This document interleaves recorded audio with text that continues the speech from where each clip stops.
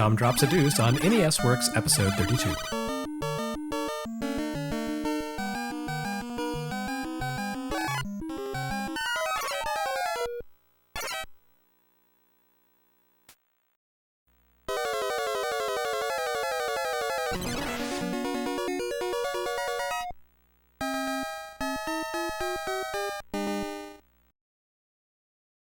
The second of Capcom's NES launch trilogy brings a hot arcade classic to the console in a fairly timely fashion, which is good.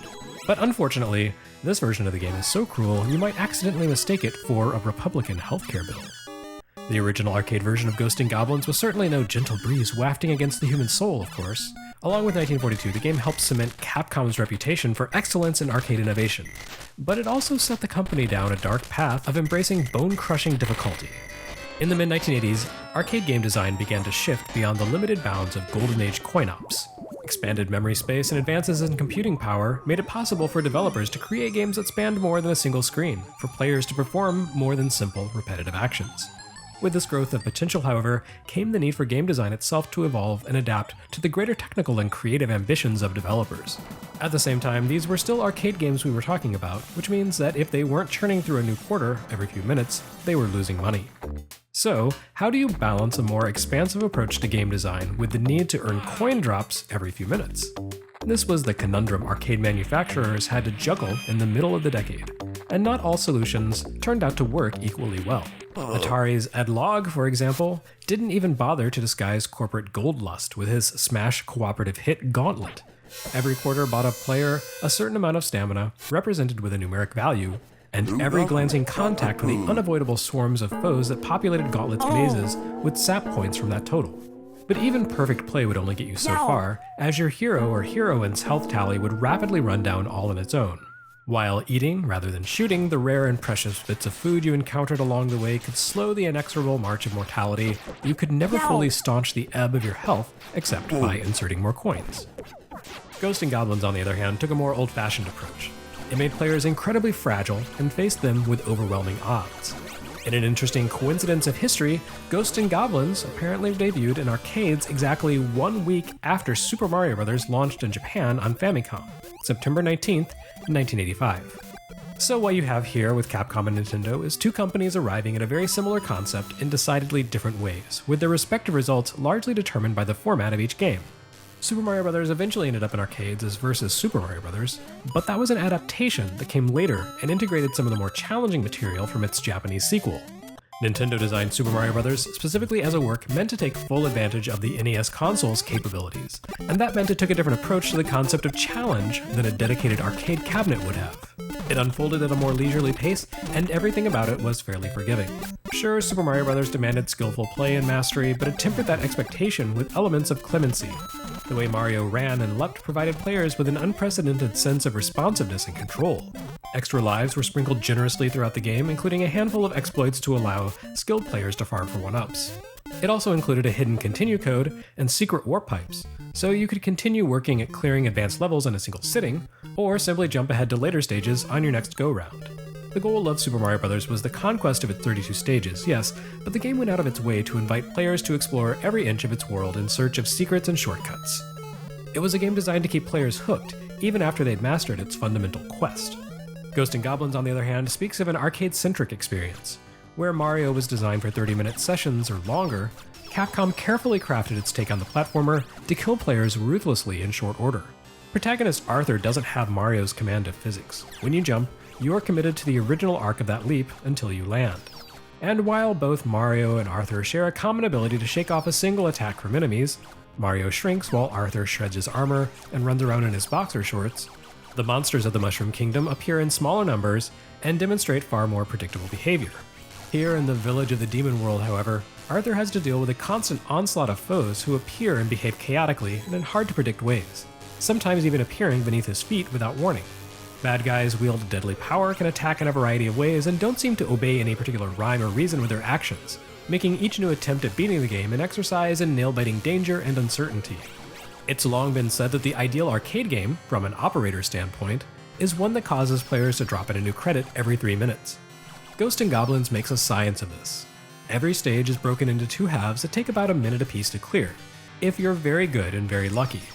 but then you encounter a boss or mid-boss that will almost unavoidably destroy you on sight. Consider the first stage, which begins with a fairly standard gauntlet of challenges. Zombies rise from their graves in endless numbers, crows lurk on tombstones and take wing as you approach, and a pair of giant plants sit stationary at the upper tier of the stage, firing projectiles at Arthur as he approaches. You can tackle this opening stage a few different ways, perhaps by dashing through as quickly as possible, or by carefully climbing up to take out the man-eating plants to keep them from zapping you. Whatever your preferred tactic, it shouldn't pose too much of a challenge. Maybe you'll take a hit along the way and lose your armor, but you should be able to pass through the 2-tier gauntlet in just a few attempts. But then, you reach a clearing where a red demon sits cross-legged, waiting for you. The demon, properly known as a red armor, quickly launches into the air and hovers out of range of all of Arthur's weapons. He takes several hits to defeat, and his favorite tactic is to swoop down at a sharp angle and plow directly into the hero. It's quite difficult to land enough hits to destroy the armor in a brief, split-second window between diving and smashing into Arthur, which means almost everyone dies within moments of encountering this mid-boss. Death sends you back to the beginning of the stage, but even as you grow more efficient at working your way through the gauntlet of zombies, you're still likely to have your progress halted here. You get 3 lives from the outside of Ghosts N Goblins, and it takes about a minute to reach the red armor and die, which means this game is perfectly clocked to kill you right on schedule and chew through your next coin. And this efficient ruthlessness sums up the remainder of the game, which excels at finding new and horrible ways to kill you and keep your money pumping into the coin slot. This home version of Ghosts N Goblins doesn't dial down the difficulty in the least. On the contrary, it's arguably even more difficult than the arcade release. Like 1942, Ghosts N Goblins made its way to NES at the hands of developer Micronics. And like 1942, the NES port of this game demonstrates a high degree of what might be termed jank. To Micronics' credit, this project doesn't seem to have suffered quite as badly as 1942 did in translation.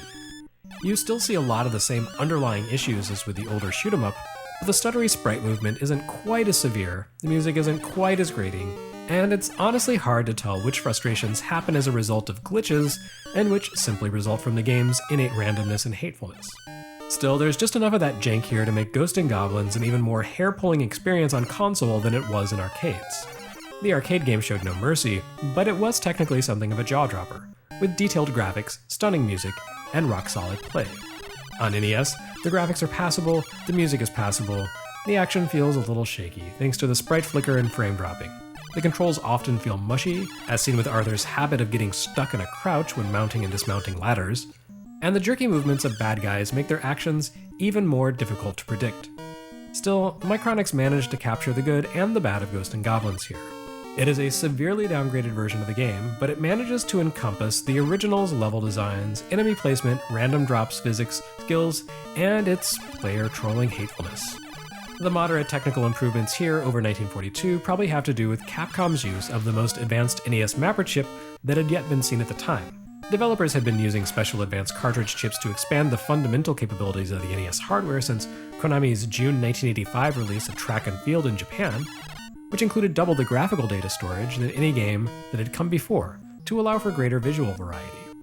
Ghosts N Goblins was the first game for NES and Famicom to use the advanced UN-ROM chip, which, without getting too technical, employed something called CHR-RAM to allow for compressed graphical data to be accessed in small increments and create more nuanced visuals. Whatever Ghosts N Goblins' technical failings, it nevertheless pushes the limits of the NES for the time in a lot of ways, resulting in a journey packed with varied environments, diverse enemies capable of multiple actions, and blisteringly fast action. I find myself torn on Ghosts N Goblins.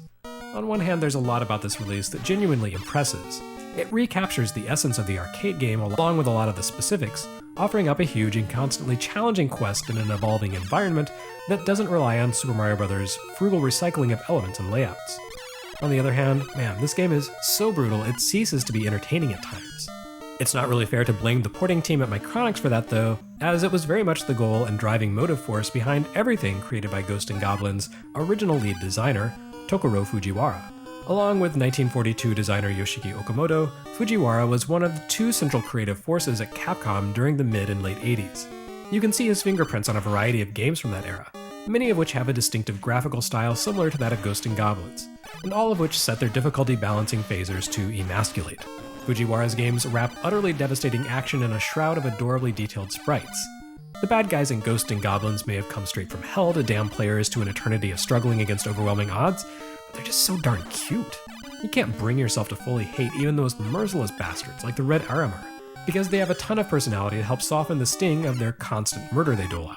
In fact, the Red Armor ended up starring in his own series of games, the Gargoyles Quest trilogy, as covered in Game Boy Works. And seriously, this game needs to soften the sting as much as possible because it's nasty from top to bottom. Aside from the constant churn of bad guys who greatly outstrip Arthur's stiff, limited capabilities, you also have to deal with the constantly changing scenery of the demon world. The fairly predictable opening stage soon gives way to moving platforms, blind jumps, vertical spaces patrolled by persistent foes, and randomly appearing ghosts, and worse. Bosses appear once or twice each level undeterred by Arthur's attacks, and capable of soaking up tons of damage, while they act out their preferred combat strategy of making a beeline straight for the hero and destroying him with erratic, inexorable movements. Meanwhile, various foes will randomly drop alternate weapons to replace Arthur's trusty lance. Some of these can be very helpful, such as the dagger, which allows a stream of rapid fire, while others will make you hate life, like the slow and limited torch. You have no control over when and how you acquire these tools, so you just have to hope to get lucky and pray you don't accidentally pick up the wrong weapon at the wrong time. And speaking of the wrong weapon, Ghosts N Goblins is infamous for pulling one of the nastiest tricks in the history of video games. Once you manage to work your way through the grueling gauntlet of the demon world and take on the Satan-like king of the underworld, you're informed that you didn't really win and have to play the whole game over again. Despite being a decidedly less than ideal conversion of Ghosts N Goblins, the NES game sold well and tends to be fondly remembered by people who grew up playing it. And who knows, the kids who were trained by this exercise in punishment as entertainment are probably the ones who today embrace the likes of N++ and Dark Souls. Ghosts N Goblins taught them to learn to love pain. Thanks to being one of the earliest games to show up on NES in America, it occupies a fond place in many people's hearts. Stockholm Syndrome? Maybe so, but who are we to judge? Thankfully, Capcom would do a much better job converting future Ghosts N Goblins games to home consoles, including Super Ghouls and Ghosts, which will be appearing on the upcoming Super NES Classic Edition. Ghosts N Goblins, aka Makai Mora, or Demon World Village, would for a short time be Capcom's strongest franchise, seeing a Famicom exclusive spin-off, several arcade and console sequels, and 2 offshoot franchises in the form of Gargoyles Quest and Maximo. This particular version of the game has been regurgitated quite a few times through the years too, including an absolutely vicious conversion, along with 1942, for Game Boy Color. Anyway, we'll see more of Micronics in the future, but this will be their final Capcom contract job for NES.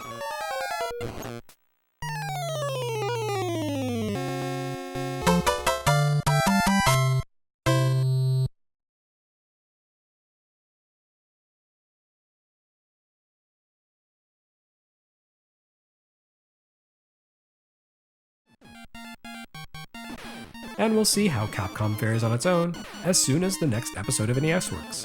Please look forward to it.